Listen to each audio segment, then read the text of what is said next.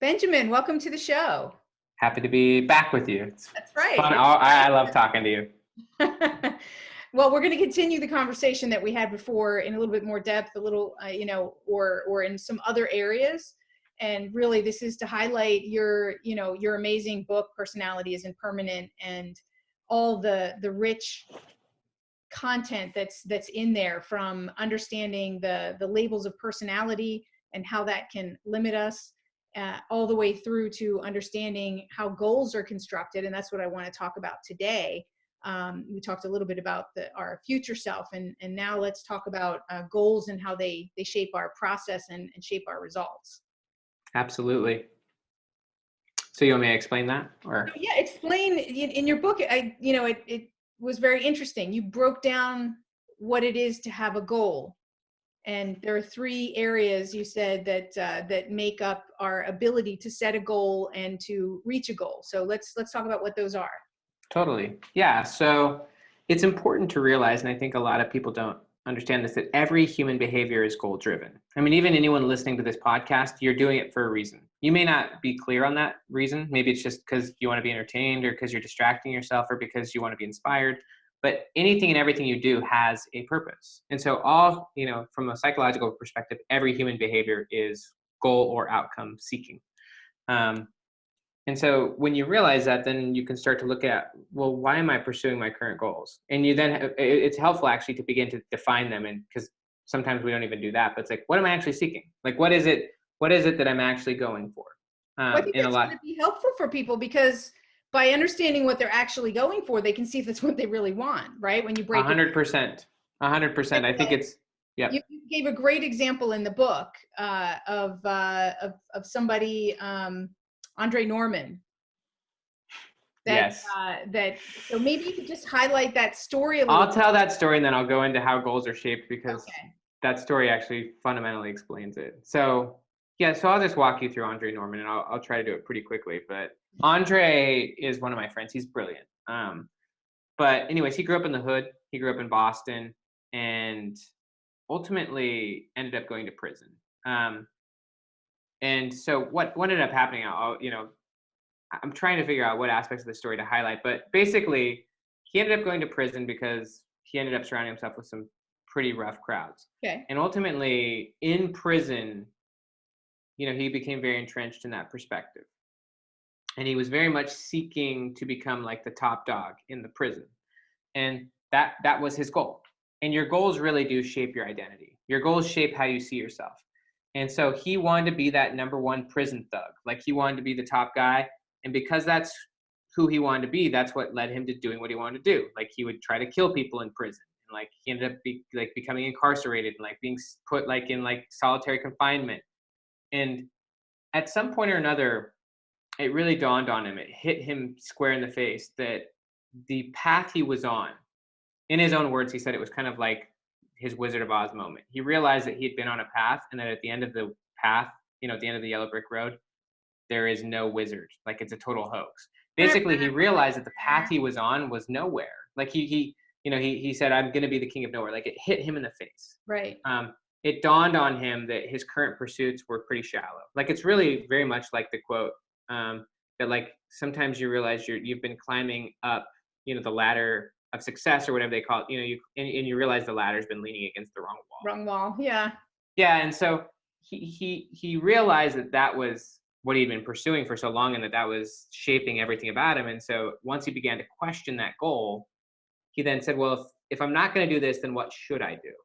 And he ultimately came to the conclusion that he wanted to get out of prison, but he didn't want to just get out of prison. He wanted to stay out of prison. And so he set the goal to go to Harvard, because Harvard was the only school this man had ever heard of, because he was kind of ignorant. He grew up, literally in the hood of Boston. But he figured the only school. That's a pretty good school to be the only one you've heard of. Right. But once he set the goal to go to Harvard, then that goal became his new identity, his new purpose, and that drove him. And your purpose really does drive what you're doing. And we all have a purpose, even if it's undefined. But that became his purpose, was I want to do that. And it actually took him 8 years, I think, to get out of prison from that point. But because he wanted to become successful, and he wanted to go to college, and he wanted to go to Harvard, and that became like his new thing. it led him to getting therapy. Like he ended up like meeting with a rabbi. He learned how to read. He learned how to study law. Like because he had that goal, it changed him. It changed the people he hung around in prison. And then when he got out, so it's just this idea that it's important to consider how you're currently defining yourself and about what you're currently pursuing. Like a lot of people, I think their main goal, if they're honest with themselves, is just to like literally get through the day or to make rent or like, and like you have to ask yourself, like, Right. like what is it you're actually going for and why did you settle on that? Because that thing that you're going for is defining your identity and it's defining your daily behaviors. Right. And once who you can will you begin, yeah, become as a result of focusing on that as your yep, focus? yeah, I wanted, there was a quote and I just wanted to read it for people. They'll read it when they read the book, but that Andre said, bad people don't go to prison, quitters do. So when we're talking about our goals, right? How powerful is that? Prison being sort of the metaphor, right? it's everything. Like Andre was actually in my living room and he told my kids that. And the reason that's so big is because when you quit on something you want, what that leads to is it leads to a fundamental drop in confidence. There's a really important quote with all of this, and it says, we're kept from our goals, not by obstacles, but by a clear path to a lesser goal. And so usually what happens is let's just say you're pursuing something, you hit some obstacle. And if you quit, and then if you pursue something easier and lesser, because psychologically, it's important for us to have a clear path to something. Motivationally, we need a simple, smooth path. Like we don't like complexity. And so if we hit some wall and then we use it, it ultimately becomes a trauma. It becomes something where we create a fixed mindset and we say, I'm no longer going to pursue this. I'm going to pursue something that's different. Right, So because quitting, I can't do it, right? We then label ourselves and limit ourselves by it creates a fixed mindset. And really that's what they say, that trauma destroys imagination.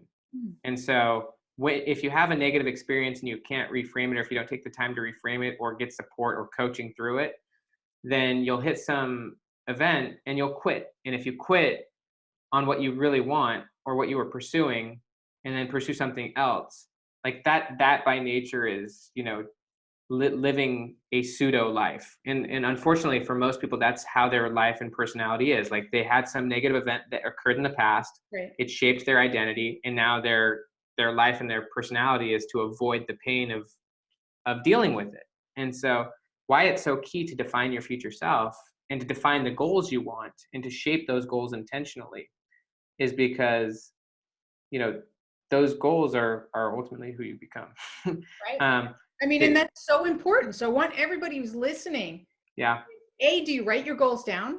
Yeah. Do you even know what your goals are? Are you setting an intention, a long-term goal, midterm goal, right? So that you're breaking it down. And if you're not, this is the perfect opportunity, especially since you've got a little bit more time at home, Totally. To do that and really make sure that you're really intentional about the goals that you're setting and why you're setting them and what will be different in your life when you reach them. Yeah, and I'll explain the three ways goals come from. But I just want to say one more time how important this is, that you pursue what you genuinely want. It's so important because I believe that most people have settled for lesser goals. But if you're genuine and you can take some time to journal or whatever, think about if you could have it and you're not worried about what people think or you're not worried about failures, what would you genuinely want? What would you genuinely seek? If you make that your identity by beginning to tell everyone that this is now who you're going to be and this is what you're going for. Yes, it will take a lot of courage. Yes, it may shock people because it's maybe been quite different from your former self and how you've been. It's just that is really the only way to live in alignment is to and so here's now where goals come from, because what you want now is not what your future self is going to want. Basically, goals come from three sources. One is what you've been exposed to. You can't pursue something intentionally without knowing about it. And so context really matters here. It's a recognition that your current self does have a limiting perspective and that what you're currently pursuing is based on what you currently know. And I'll give it just a short story that I give in the book on that, and that's Charlie Trotter. Charlie Trotter was the famous chef. and he lived in Chicago. I think Oprah loved his restaurant back in the 90s. Super, he like kind of introduced fine dining in a lot of ways to the US. Anyways, what Charlie would do is he would bring in impoverished kids from the ghetto, like homeless kids, into his restaurant and give them like a 5-star, like seriously, like full fine dining experience. And the reason he did that is because he wanted to expose them to something fundamentally different from what they've been exposed to. And a lot of people criticized Charlie for this. Like they said, you're setting these kids up for failure. But he wanted to expose them to new things so that they could actually have new goals. And so this makes it really crucial that you expose yourself to new things, new and better things, read new information, have new experiences so that you can. This is one of the reasons why I love reading biographies, honestly. But it's also why I invest in like mastermind groups and stuff, because I love putting myself in new situations where like, I'm like, wow, I can't believe how limited my current perspective was. So the first one is exposure. Your current goals are based on what you've been exposed to. If you begin exposing yourself to new and better things, you can then set new and better goals. The second one is what you desire. Your goals are based on what you want, and you have to own that what you're currently pursuing may be something that you shouldn't want anymore. Like Andre came to that conclusion that maybe he shouldn't want to be the number one guy in prison. Like maybe that's a shallow desire. Maybe that's your personality in a lot of ways is based on what you prefer. It's based on what your preference is and also what you're willing to tolerate. And your former self probably had preferences that your current self doesn't have. Like your former self enjoyed doing things that you no longer like doing or that you're no longer willing to do anymore. And so you have to just own that your current preferences can and should change and that you can adjust those. And then you can think to yourself, what should I want? Because you can train your desires. The third one is confidence. Confidence is basically the belief that you can accomplish something. So you're not going to actually set something out if you don't think you can do it. Right. And confidence is the basis of imagination. So as you build confidence, your willingness or your belief in setting bigger or different goals is going to adjust. Confidence and flexibility are very connected. You'll be more flexible and see different possibilities if you're confident. And you have to build confidence daily. Like confidence grows as you actually make progress towards goals. So as you move forward, your confidence expands. Micro accomplishments, yeah. right? So it's in every little thing that you do that you say you're going to do builds confidence. Yeah. So, I mean, if your future self has more confidence than your current self because they've followed through, because they've learned, because they've overcome challenges, because they've done baby steps on a daily basis and moved forward, you build confidence by moving in the direction you genuinely want to go, by living intentionally. Then your future self's imagination will be much bigger and they'll have bigger goals than your current self. Yeah. A big thing for me also in that confidence piece and just recognizing where you've made progress. It's not always about. That's huge. Right. It's about, but people they move on to the next thing, right? They're especially entrepreneurs, right? We're always like on to the next thing. So I like intentionally when I meet with one of my friends, we coach each other once a week and we go through our pros and grows, like our wins and things that are, currently what we're working, smart. We're learning. You're so great. It was huge for me when we started to do this because I was always feeling like, at the end of the day, like feeling unproductive or unaccomplished, not recognizing the things that I actually did do and what I, maybe it wasn't everything that was on my list or what I thought I should be doing. But when I looked, I was like, wow, this is substantial. Yeah, substantial and mention worthy, but I was dismissing it. So it's so important that we recognize the progress that we've made and take time to look back and say, wow, look at where I've come and how I've changed and how I see things differently. I think what you're describing is one of the absolute keys to mental well-being. It's so important that I'm so glad you brought it up. I actually recently had a conversation with my mother-in-law. I showed her in the front of all my journals. I asked myself, what are the wins from the last 90 days? Uh-huh. And so I asked her, because I'm like, Janae, like, just take a second to think about all the positive things that have happened in the last 90 days. And like, some of them have been challenging, but things you've worked through. Like, what are all the things that you've done in the last 90 days? And she pulled out her journal and like, I gave her like 20 minutes and she made a list and she realized it's so easy to forget. It's so easy to forget, but if you're moving forward and you give yourself the space, even on a daily basis, like you did, to think like, what were the wins today? You can train yourself. Like, so Dan Sullivan, he talks about measuring the gain, not the gap, like measure the gain. Like, and if you actually do that, it does build huge confidence because you realize over the last month or over the last 2 or 3 months, like I've actually made some pretty amazing progress, and you can acknowledge that. And by acknowledging it, it boosts you because you see change, you see progress, and it then excites you to keep going. Right. Absolutely. So I just wanted people, who are Yeah, listening, it's so key. that they're seeing that that's all part of building confidence, right? And getting that clarity. So I love it that you broke down those goals into those three areas.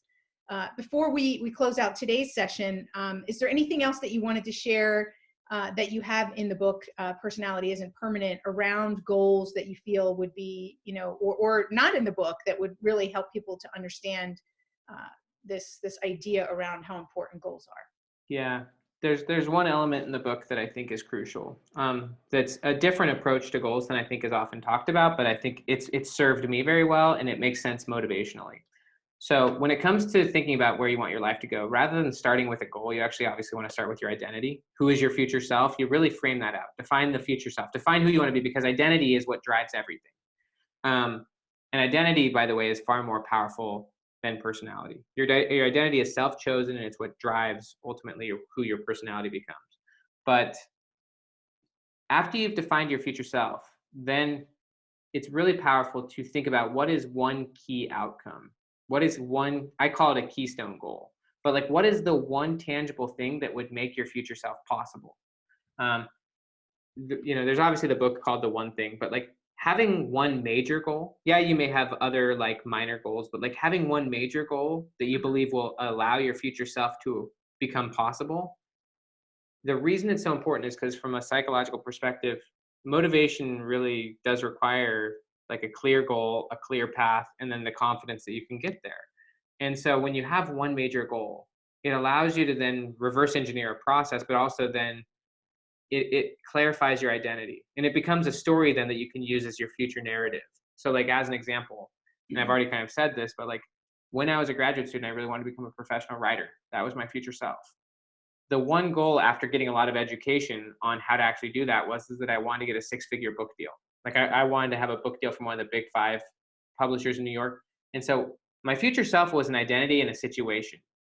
My goal, though, to get there, the one goal, and so it's really key to think of what's the one goal that would allow that to be possible, was if I got a six-figure book deal, then I would have the freedom, I'd be able to like support my family, I'd be able to do what I want, I'd also have the flexibility to like, and so I was just thinking about my future self, but then this one goal would allow that to happen. And with that one tangible goal, your brain really, from a goal perspective, tangible things like measurable, like whether it's like a number or it's an event, those things your brain can focus on. And your brain, like our brain, we selectively attend to things that matter to us. And so by having something tangible like an event or a number, you can then train your brain to find it, but also you can then reverse engineer a process to get it. And so your goal shapes your process. And I think that the reason why I was able to accelerate so fast as a writer is because I had a very clear goal and an identity behind the goal. And the identity, and obviously the situation, was the why. The goal was the what.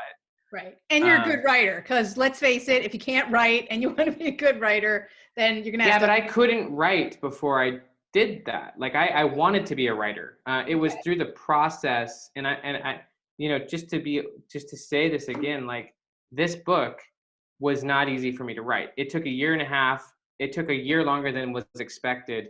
And there were many times when I wanted to quit because I didn't think I could do it. And so, you shouldn't pursue what you just think is going to be easy or natural. Like you should Right. pursue what you genuinely want to do.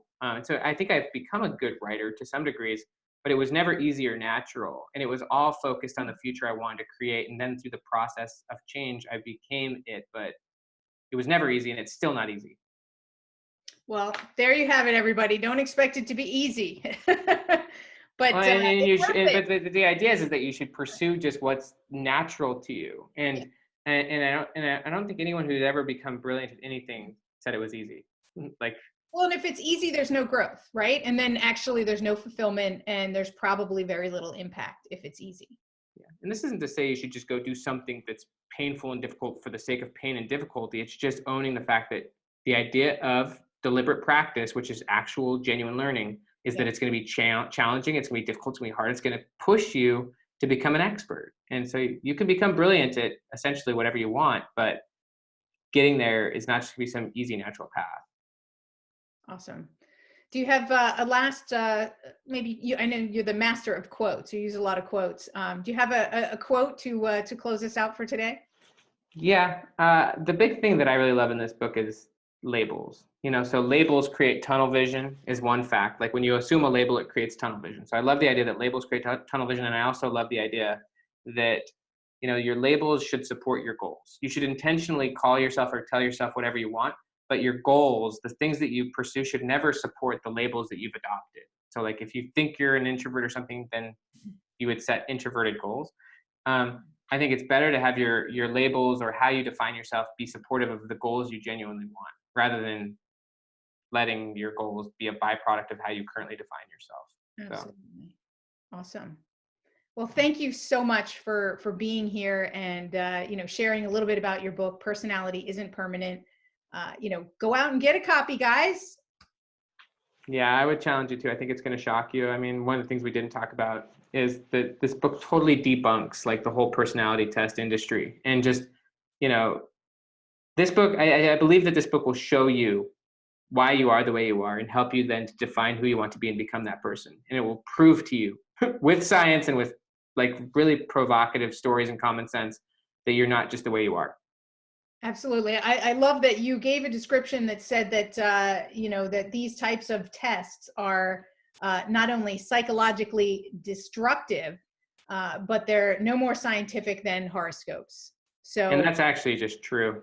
right. Like I So, learned that over my PhD program, and it shocked me. Because I assumed even in my undergrad in psych that like, yeah, these tests are interesting, but like once I actually got deep into test development and like it's called psychometrics and things like that, I'm right. like, all my professors were like, anything that categorizes people into broad types, like ignores context, is non-consistent, non-valid. Like these things are not true tests, and that's what all those popular tests are. And so Yeah. I mean, I don't believe want to take them they're a seriously snapshot in time, right? A from snapshot one perspective. from one perspective. Exactly. And I do believe that it can help you with um, certain things. Like I think it can help you to understand better communicating with other people in It some way. can help you. It can open up perspectives you may not have had. Exactly. But to hang on to them in any way, uh, anyway, read the book, guys, and you'll find out more about why this is not the end all be all. You're awesome. It's so fun to chat with you. Thank you. It's been great having you here. And thank you all for being here. Without you, there wouldn't be a show. So thank you. Go get the book. Really check it out. It's going to give you some deep thoughts. It's gonna really challenge you in a number of different areas of your life that are going to make you a better person. So my name is Penny Zenker, and this is Take Back Time. We'll see you in the next episode.